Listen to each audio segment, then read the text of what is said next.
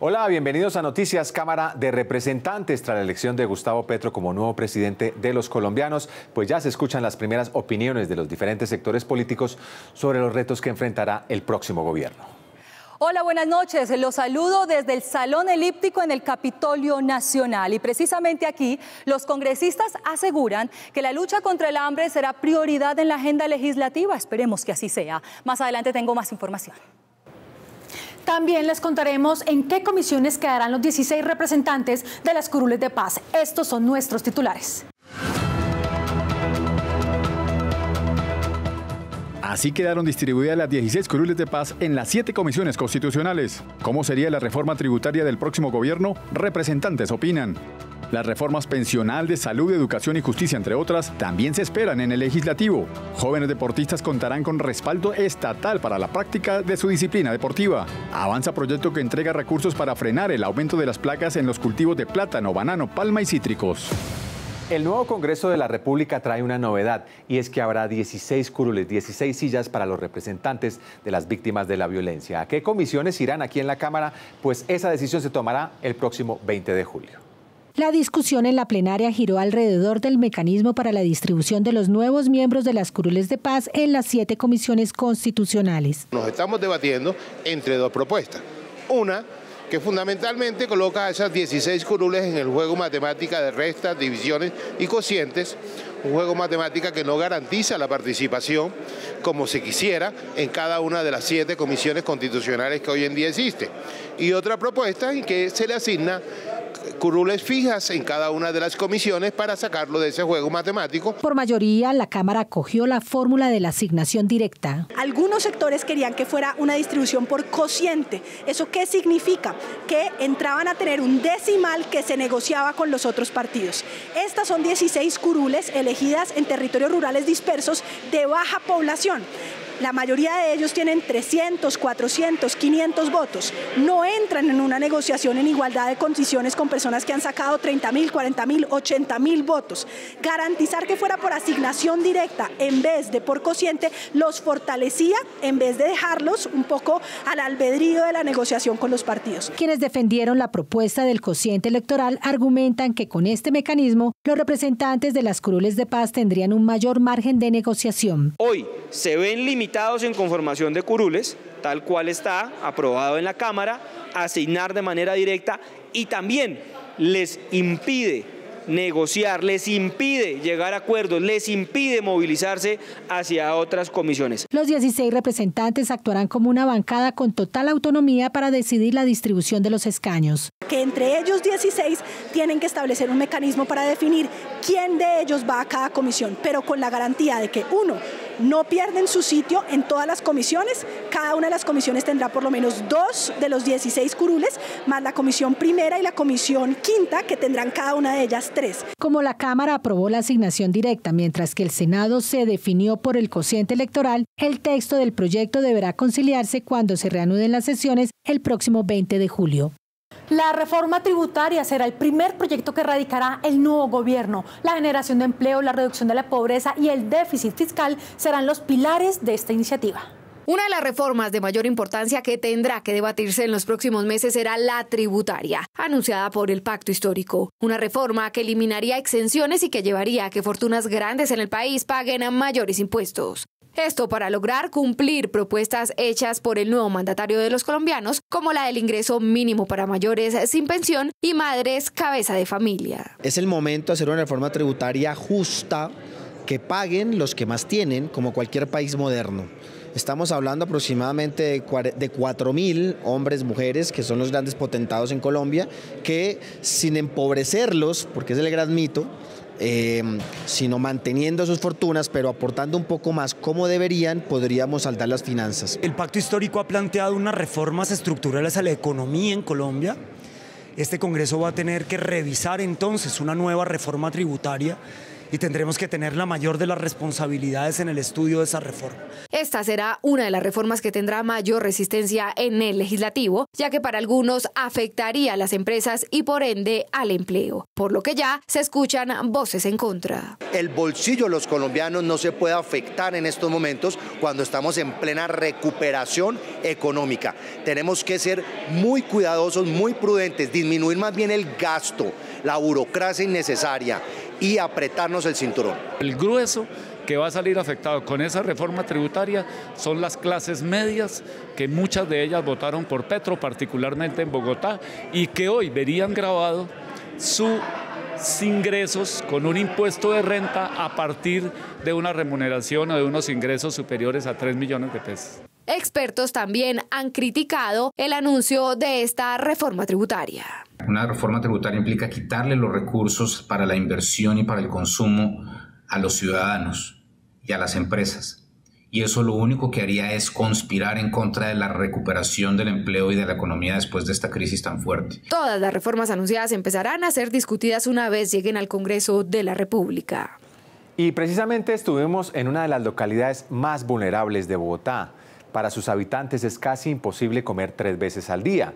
Y esto es lo que ocurre también en varias regiones del país. Los representantes a la Cámara piden a las autoridades desembolsar los recursos para estos sectores.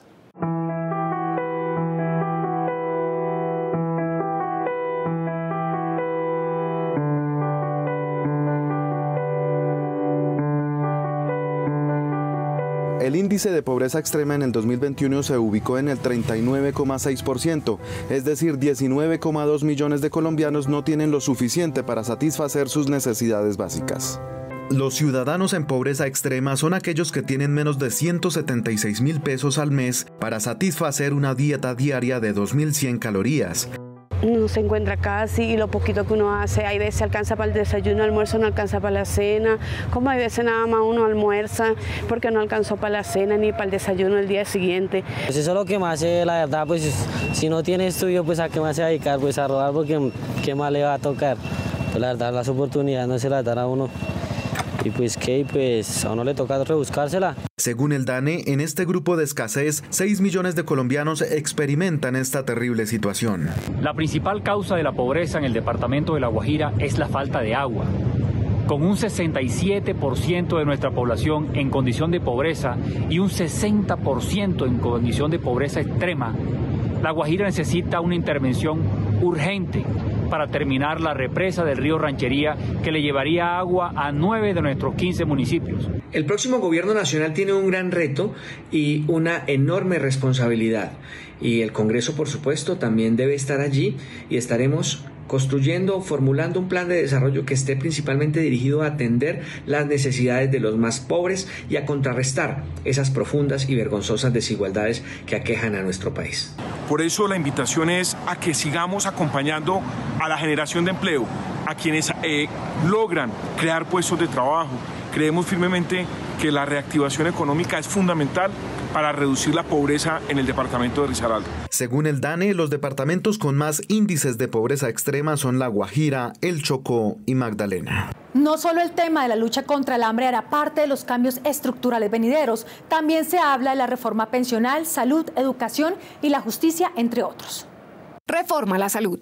El presidente electo Gustavo Petro habló de la importancia de crear un sistema único de salud pública, liquidando las EPS y las ARL. Creo que hay que hacer un análisis juicioso. Si bien es cierto, las EPS tienen muchas falencias, sobre todo con los pagos al sistema de los hospitales y demás, hay que ver cómo hacemos que el sistema no colapse y que de verdad se preste un buen servicio. Reforma pensional. La propuesta está dirigida a integrar los dos sistemas existentes, por lo que al igual que en la salud, se buscaría establecer un sistema único, público y universal. Hoy los dos sistemas, el régimen de prima media y el régimen de ahorro individual para un país y para un fisco es inviable. Por consiguiente, se deben unificar, mirar el sistema de pirales, las personas que menos ingresen estén en el régimen de prima media, las personas con mayores ingresos pueden estar en el régimen de ahorro individual y que se pueda hacer aportes voluntarios. Reforma agraria. La reforma agraria buscaría saldar la deuda histórica con el campo colombiano, haciendo cambios estructurales con mayores inversiones y mejor distribución y producción de la tierra. El acuerdo de paz, hay que recordarlo, tiene que ver fundamentalmente con la solución del problema agrario en este país, la distribución de la tierra y las garantías para que los más de 14 millones de campesinos puedan producir en mejores condiciones. Reforma al sistema educativo. Aquí la propuesta es grande. Se buscará que las personas de más bajos recursos puedan acceder al sistema de forma gratuita. Tener a toda la juventud ya por fin con posibilidad de ingresar a la educación superior pública y gratuita. Yo creo que ese es un cambio fundamental en un país donde salen del bachillerato y se quedan por fuera el 39% de la población. Toda una avalancha de argumentos a favor y en contra se dieron esta semana tras el anuncio del paquete de reformas legislativas que llegarían al Congreso de la República para poder empezar a generar los cambios prometidos por parte del nuevo mandatario de los colombianos. Los pequeños mineros contarían con seguridad jurídica. Esto frenaría la persecución por parte de algunas autoridades que consideran su actividad como ilegal. También contarían con todo el apoyo por parte del Estado. Desde hace varios años, la formalización y legalización del trabajo de los mineros era un compromiso de la Cámara de Representantes y se logró la aprobación de este proyecto de ley. A través del proyecto de ley hay variables importantes como cuáles: el plan de trabajo y obra diferencial, con el licenciamiento temporal. Estas dos herramientas son las que le van a permitir al pequeño minero que pueda, una vez haga la solicitud, ya sea de contrato de concesión, ya sea de área de reserva especial, ya sea de la misma solicitud de formalización, desde ese momento el pequeño minero ya puede entrar en operación. Y hay algunas otras variables que lo que buscamos es que el minero, de una manera rápida, la Agencia Nacional de Minería puede definirle la situación. Se abre una puerta importantísima para los procesos de formalización y legalización para mineros ancestrales y tradicionales. Y se logró que hubiera una garantía de que una vez se inicie el proceso, mientras no estén metidos en delitos como de narcotráfico, lavado de activos o apoyo a grupos ilegales, no serán perseguidos por la fuerza pública. Eso es importante porque eso estimula que haya mucha gente que quiera formalizarse y legalizarse, y los proyectos además, y este proyecto además acordó que el plan de trabajos y obras y el estudio de impacto ambiental serán diferenciales. La importancia de garantizar el trabajo digno y la estabilidad económica de estos y sus familias, a su vez el cuidado de los recursos naturales, sería el más importante aporte para el sector. Los jóvenes deportistas del país contarán con nuevas oportunidades para la práctica de las diferentes disciplinas. La Cámara aprobó el proyecto Supérate Intercolegiados, que garantiza el apoyo gubernamental. Con esta ley que será sancionada en los próximos días por el presidente de la República, los Juegos Supérate pasarán a llamarse Juegos Nacionales Intercolegiados, asegurando de ahora en adelante los recursos para el desarrollo de estas actividades. Como educador que soy y que estoy siempre en una institución educativa, este proyecto de ley de Juegos Intercolegiados permite primero institucionalizar ese proyecto a través de la ley. Una responsabilidad territorial, una responsabilidad nacional, donde los alcaldes van a tener que hacer un aporte para las diferentes fases que tienen los Juegos Intercolegiados. Pues ese es un semillero donde a través de la coordinación entre la educación y el deporte podemos establecer una serie de medidas y podemos darle a los niños y niñas una oportunidad más en el deporte para poder crecer y poderse informar. Estos juegos deberán realizarse con carácter obligatorio y de manera anual, lo que es bien recibido por el sector educativo. Que los intercolegiados sea una ley es supremamente importante para los estudiantes, porque es vital que maticen las actividades académicas con los encuentros deportivos.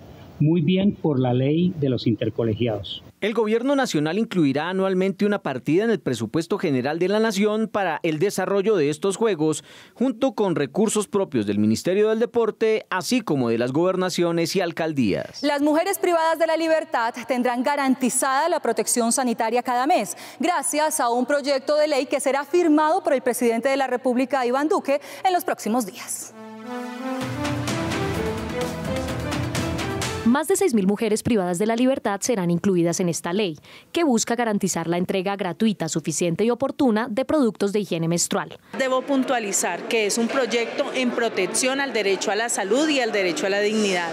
Sabemos que por las condiciones en las que están actualmente las mujeres privadas de la libertad, en muchas ocasiones tienen que usar otra clase de elementos durante su periodo menstrual. Para que esta ley sea una realidad para todas las mujeres privadas de la libertad, el Ministerio Ministerio de Justicia con el Ministerio de Salud articularán no solamente la forma y la manera en la cual se van a entregar los productos de higiene menstrual, sino que además también existirá un componente en materia educativa que se va a realizar cada año en las cárceles del país.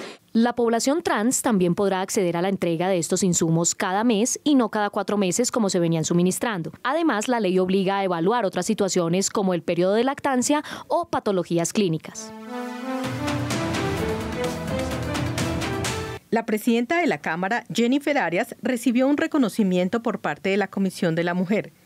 Gracias a su gestión, se logró sacar adelante 23 proyectos de ley durante la última legislatura. Para mí es un honor representar a las mujeres de Colombia, mi departamento, el departamento del Meta, y por supuesto muy agradecida con las mujeres de la Cámara de Representantes por haberme elegido presidenta de la Cámara de Representantes después de 17 años, la primera mujer de mi departamento, de mi región, la más joven que ha presidido la Cámara de Representantes y campesina, provinciana. La representante Jennifer Arias se convirtió en la tercera mujer en ocupar esta alta dignidad en la corporación. Lo que representa es el sueño de muchas mujeres que quieren llegar no solamente a la Cámara a tener estas dignidades, sino a cualquier otro cargo importante. Representa en que es posible que logremos nuestros sueños, que los alcancemos, que es posible que saquemos adelante proyectos que a veces creímos imposibles y que cuando entre las mujeres nos unimos mucho podemos lograr muchísimas cosas. Otras de las mujeres condecoradas fueron Karen Cure, Betty Zorro, Mónica Valencia y Adriana Matiz.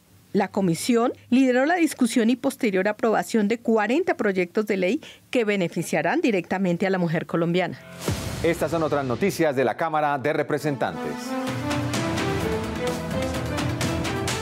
El representante Germán Blanco hizo un reconocimiento al prestigioso abogado y comunicador social Orlando Alfonso Clavijo, actualmente superintendente de Vigilancia y Seguridad, por su exitosa carrera profesional en defensa de los intereses y la seguridad de todos los colombianos. Hoy como superintendente de Vigilancia y Seguridad Privada, los logros de esta institución saltan a la vista. Ha logrado colocarla más cerca del servicio de las entidades que se surten de esta superintendencia, sin dejar de hacer el control respectivo. Un reconocimiento a la gestión de que nosotros hemos demostrado lo que es el ser servidor público, que es servirle al público, servirle al ciudadano, de poder que el Estado, el aparato administrativo sea ágil, respuestas a tiempo, solucionar los temas. El representante Eloy Chichi Quintero hizo un reconocimiento al prestigioso abogado Luis Antonio Fuentes por su exitosa carrera profesional en defensa de los pensionados, tanto a nivel nacional como internacional.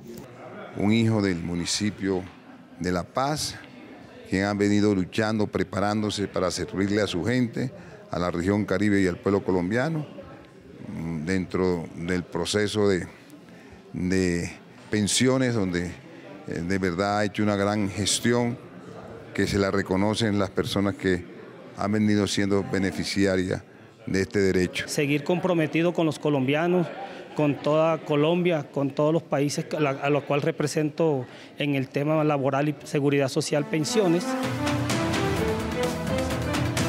A raíz de una citación de control político a la superintendente de notariado, Goetni Fernanda García, se evidenciaron varias falencias que posteriormente la encargada de esa entidad superó exitosamente. Esfuerzo que le mereció un reconocimiento por parte de la Cámara de Representantes. Ya ha hecho una labor en el corto tiempo que es valioso destacar, referenciado por los mismos notarios, por el mismo sector que se beneficia por el servicio notarial en Colombia. Lo que hemos adelantado desde la Superintendencia de Notariado y Registro con algunos desarrollos digitales le han puesto un límite a algunos hechos de corrupción que se habían conocido.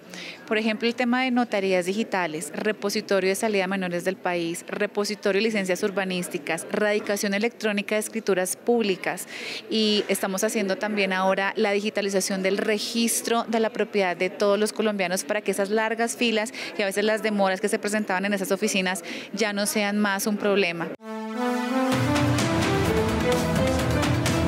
Avanza la emisión, avanza esta noche fría en Bogotá. A esta hora saludamos a la protagonista en cámara del día de hoy. Ella es la representante Elizabeth J. Punk Díaz, de San Andrés, Providencia y Santa Catalina. Pertenece al Partido Liberal y le ha seguido la pista minuciosamente. Sí, ella ha trabajado en pro, en beneficio de los habitantes de su región. Representante, gracias por su tiempo.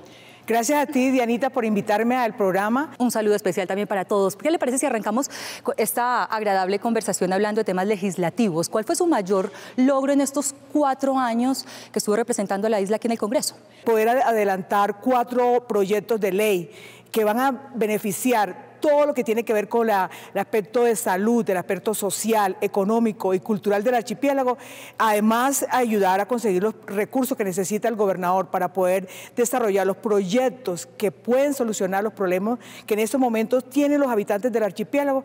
Es un éxito, de verdad que sí. Voy a enlazar con un tema que usted acaba de plantear, y es que mejorar la salud en el departamento precisamente fue uno de sus propósitos.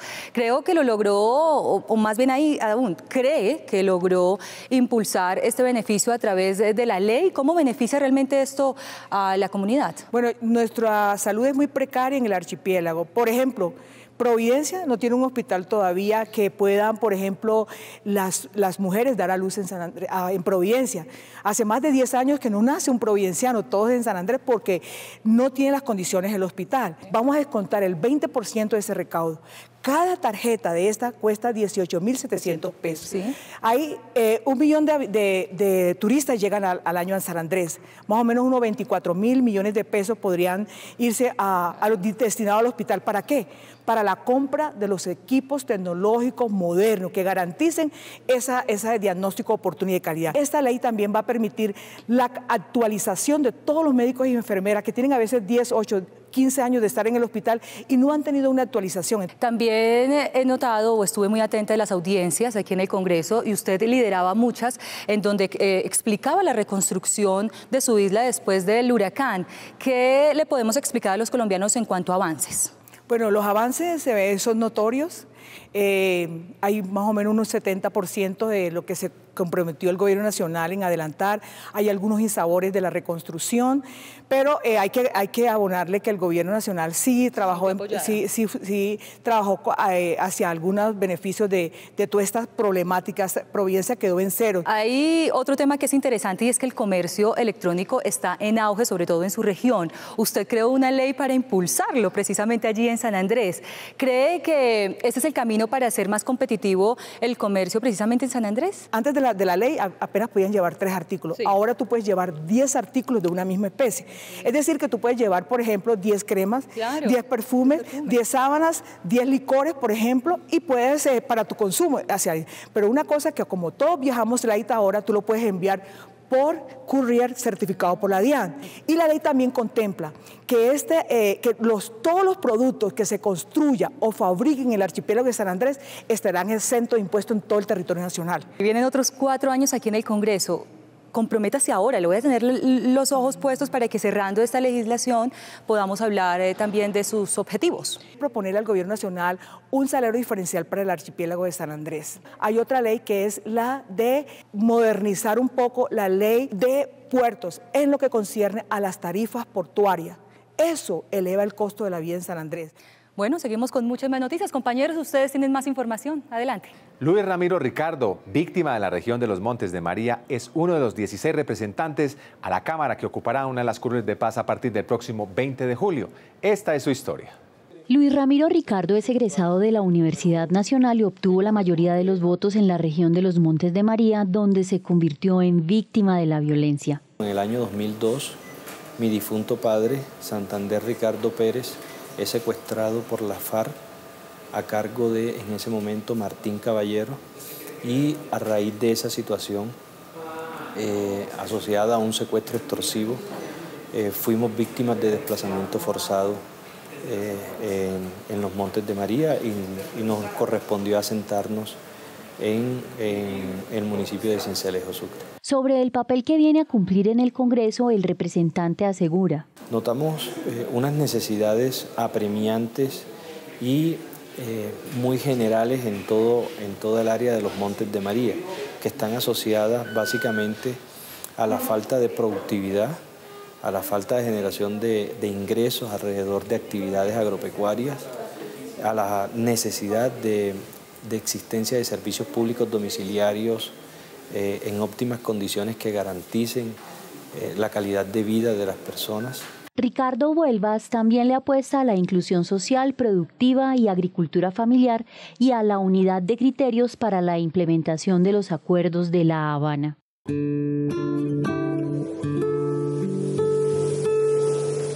El conflicto y la violencia ha dejado muchas secuelas. No estábamos acostumbrados a ver balas, a ver muertos. Vamos a tener un representante en la Cámara y esperamos que allí podamos plasmar las reclamaciones necesarias. Necesitamos inversión y habiendo inversión lograremos que este sea el camino hacia la paz. Queremos enviarle un mensaje de paz, a la reconciliación. Trabajemos por alcanzar esa paz tan anhelada.